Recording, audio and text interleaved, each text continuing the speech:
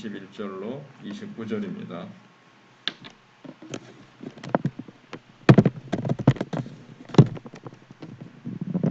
이사야 41장 21절로 29절입니다. 봉독해 드리겠습니다. 나 여호와가 말하노니 너희 우상들은 소송하라. 야곱의 왕이 말하노니 너희는 확실한 증거를 보이라. 장차 당할 일을 우리에게 진술하라. 또 이전 일이 어떠한 것도 알게 하라. 우리가 마음에 두고 그 결말을 알아보리라. 혹 앞으로 올 일을 듣게 하며 뒤에 올 일을 알게 하라. 그리하면 너희가 신들인 줄 우리가 알리라. 또 복을 내리든지 재난을 내리든지 하라. 우리가 함께 보고 놀라리라. 보라, 너희는 아무것도 아니며 너희 일은 허망하며 너희를 택한 자는 가증하니라. 내가 한 사람을 일으켜 북방에서 오게 하며 내 이름을 부르는 자를 해 돋는 곳에서 오게 하였나니 그가 이르러 고관들을 석회같이 토기장이가 진흙을 밟음같이 하리니 누가 처음부터 이 일을 알게 하여 우리가 알았느냐? 누가 이전부터 알게 하여 우리가 옳다고 말하게 하겠느냐? 알게 하는 자도 없고 들려주는 자도 없고 너희 말을 듣는 자도 없도다. 내가 비로소 시온에게 너희는 이제 그들을 보라 하였노라. 내가 기쁜 소식을 전할 자를 예루살렘에 주리라. 내가 본즉 한 사람도 없으며 내가 물어도 그들 가운데 한 말도 대답할 좋은 자가 없도다. 보라, 그들은 다 헛되며 그들의 행사는 허무하며 그들이 부어 만든 우상들은 바람이요 공허한 것뿐이니라. 아멘. 어제 이어서 계속 이사야는 하나님만이 역사와 삶의 참 주인이시니 헛된 우상, 이 세상이 헛된 것을 의지하지 말고 두려움 없이 나아갈 것을 우리에게 말씀해주고 있습니다. 인간은 우상이 아무 도움도 줄 수 없는 것을 알면서도 우상 찾기를 반복합니다. 예를 들어서 부적을 붙이면 그 종이 쪼가리 하나죠. 그게 무슨 힘이 있겠습니까? 그런데도 그것을 붙여두는 이유는 인간 속에 이 깊은 불안 때문에 그걸 이제 붙이는 겁니다. 그렇지만은 하나님은 인간이 의지하는 우상의 무능함과 허구성을 오늘 이제 본문 속에서 드러내시면서 역사의 주인은 바로 하나님 뿐이심을 증명을 하십니다. 그래서 살아계신 하나님의 백성에게 우리는 어떤 자세를 가지고 살아야 되는가 하는 것을 보여주고 있습니다. 21절로 24절에 보시면 먼저 하나님은 고발인이 되시고 재판장도 되시면서 지금 우상들을 소환합니다. 나 여호와가 말하노니 21절에 너희 우상들은 소송하라. 야곱의 왕이 말하노니 너희는 확실한 증거를 보이라.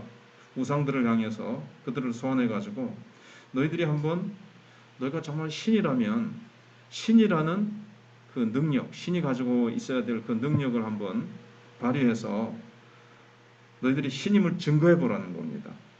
그게 뭔가 하면 물론 많이 있겠지만 여기서는 22절에 장차 당할 일을 우리에게 한번 진술해 보라는 겁니다. 신이라면 미래의 일을 알고 예견할 수 있어야 됩니다. 그게 못하면 이전 일이 어떠한 것도 그게 못하면도 될 수 있고 또 과거 일도 한번 말해봐라. 이제 이렇게 얘기를 합니다. 우리가 마음에 두고 그 결말을 알아버리라. 네가 예견한 대로 한번 되는지 한번 보겠다. 예견한 대로 반드시 돼야 되죠. 아무렇게나 막 말해놓고 막 미래의 일을 얘기했는데 하나도 안 맞다.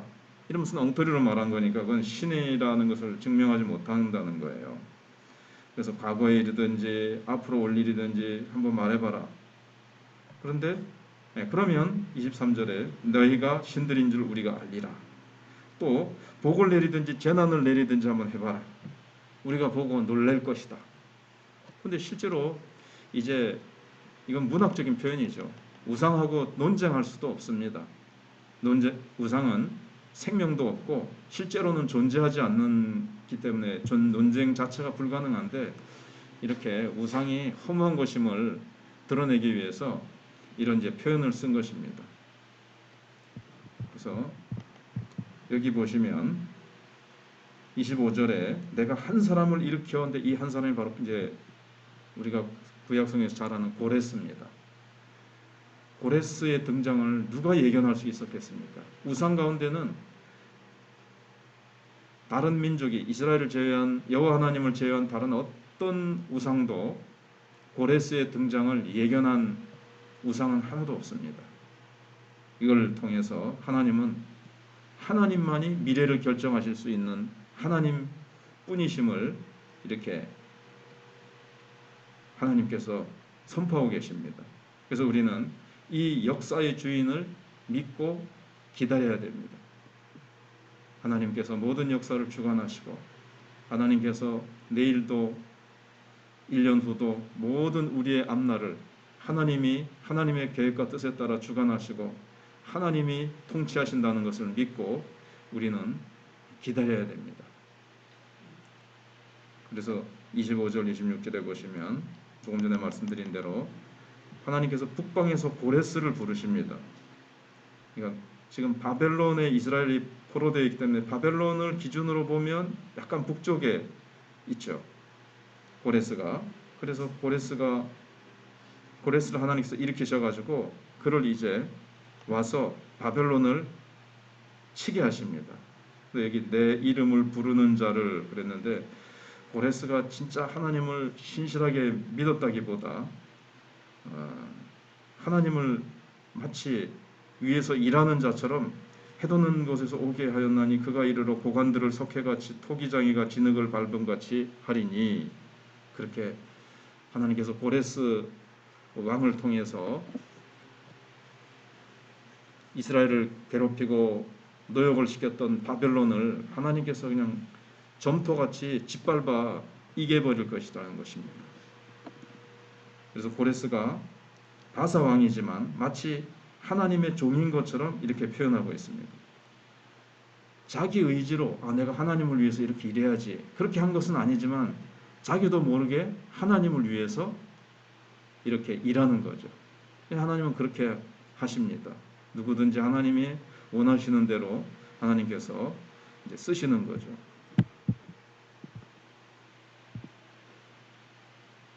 그래서 이 하나님의 예언대로 이제 고레스가 나타나서 이스라엘 백성들을 다시 고토로 돌려보내는 일을 하게 됩니다.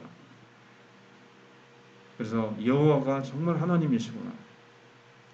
이스라엘 백성들을 그렇게 포로된 자리에서 다시 고토로 돌려보내시는 하나님.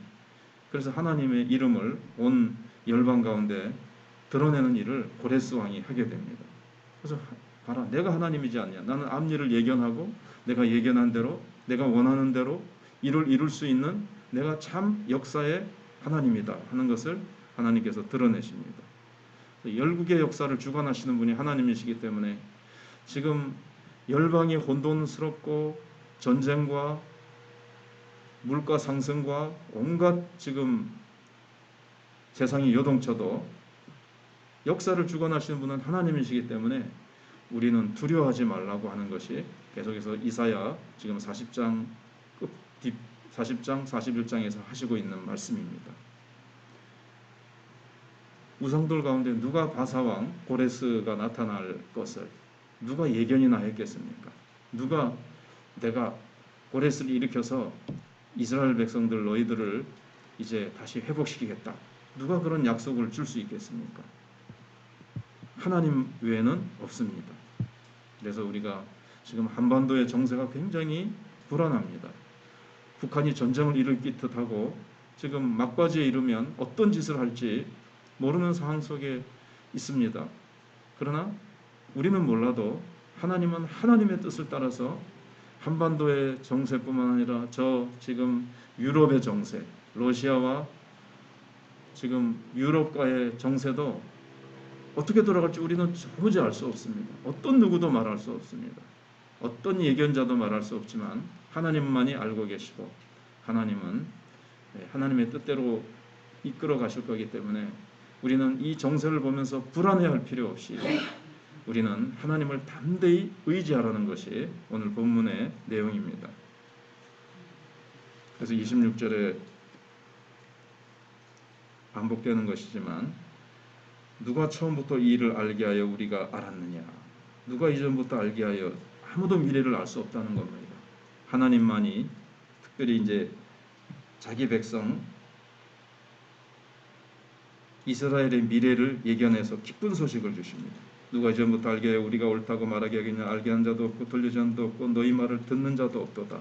27절에 내가 비로소 시온에게, 예루살렘이죠, 너희는 이스라엘 백성을 말합니다. 택한 백성들에게 너희는 이제 그들을 보라. 여기서 그들이라는 것은 고레스 군대를 말합니다. 하나님께서 보내셔서 이스라엘 백성들을 바벨론에서 가나안으로 옮기게 할 그 역할을 할 그들을 보라는 겁니다. 그들을 통해서 하나님이 하시는 일을 보라는 거죠. 내가 기쁜 소식을 전할 자를 예루살렘에 주리라. 이건 이제 예언자입니다. 이사야라든가 여러 예언자들을 통해서 내가 기쁜 소식을 전할 자를 예루살렘에 주리라. 아무도 어떤 우상도 이 세상에 어떤 존재도 하나님이 하실 일들을 이렇게 미리 이 기쁜 소식을 선포할 자가 없습니다. 하나님께서 자기 백성을 사랑하셔서 이렇게 기쁜 소식을 너희들에게 전할 자를 보내주겠다. 얼마나 이제 사랑의 하나님이신지를 보여주고 있습니다. 그래서 하나님만이 우리를 위해서 선한 일을, 복되고 기쁜 일을 계획하실 수 있고 실행하실 수 있고 성취하실 수 있다는 것을 우리에게 보여줍니다. 아무도 미래를 예측할 수도 없고 하나님께 조언할 자도 없고, 그래서 우상을 믿는 자는 다 헛것입니다. 그들을 만든 것은, 이제 우상이 만들어내는 것은 혼돈과 무질서뿐이에요. 여기 우상이라는 건 꼭 조각한 신상을 말하는 것이 아니라 인간이 우상화한 과학 문명, 물질 문명, 온갖 인간이 바벨탑처럼 만들어 놓은 하나님 위에 인간이 의지하는 것. 근데 이것은 지금 기후 이상부터 시작해서 온갖 지금 전쟁과 모든 것이 지금 혼돈과 무질서일 뿐입니다. 불안한 미래가 우리 앞에 먹구름처럼 안개처럼 덮여 있지만, 그러나 우리는 상황을 바라보지 말고 이 모든 것들을 주관하시는 하나님을 신뢰하면서 우리는 한 걸음 한 걸음 주님의 뜻대로 순종하며 나가야 될 것입니다.